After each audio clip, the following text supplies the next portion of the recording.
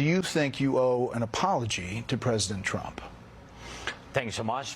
Well, I'm glad that he went on Fox News to say this. I have never seen anything as embarrassing for the United States of America as what I saw today on television of how Donald Trump and J.D. Vance berated the head of state of another country that happens to be a war and is an ally of ours, a strategic partner. The one thing about Fox News is that it gets to the Alabama hicks, right? But what is the problem now? It's been personalized by Donald Trump, maybe intentionally, because he is an agent of the Russian government. Whether you think that's true or not, in the abstract, that's absolutely the case.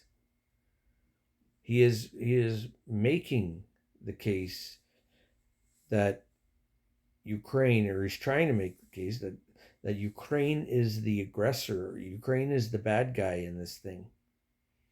And he wants peace. Oh yeah, he wants peace, but he wants Ukraine to give up 20% of their country. We wouldn't depart with Atlantic Canada because the whims of some authoritarian nut job. Same with our northern border. We wouldn't, give away the Northwest Territories or whatever because of an aggressor. We would fight. And the Ukrainians have been fighting. Since 2014, they have been fighting. I made a video when this whole thing started, and I said we should have put a goddamn no-fly zone over Ukraine. We should have done that. This idea that somehow we need to bow down to Putin is fucking ridiculous. But that seems to be what Donald Trump wants to do. And now you're seeing Volodymyr Zelensky try to make up the ground that he believes, and probably his advisors believe, that he has lost, because Donald Trump, in his ultimate ineptness, signing his executive orders because he can't govern, and putting that country into a constitutional crisis, empowered by the Supreme Court of the United States to do whatever he wants, is on a mission. And that mission is to satisfy Vladimir Putin. We cannot allow that to happen.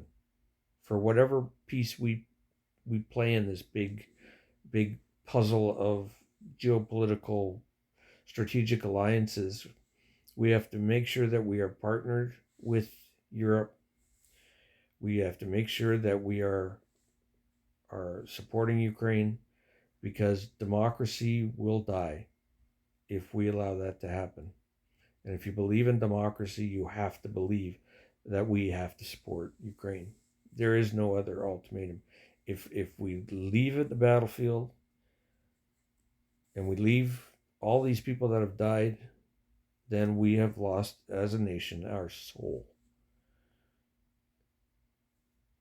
There's enough wrong with this country at the provincial level already, and we can't afford to lose any more. But there is a fringe population in here that supports this goddamn lunatic, both here in Canada and in the United States. And I just made a video, and in that video I said something drastic has to happen here. Volodymyr Zelensky should not be on television, on Fox News. He should have been at the press conference that was supposed to come after the meeting, but he got basically kicked out of the White House.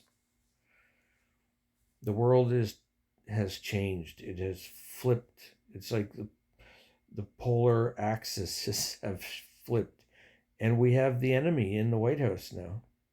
America is an adversary.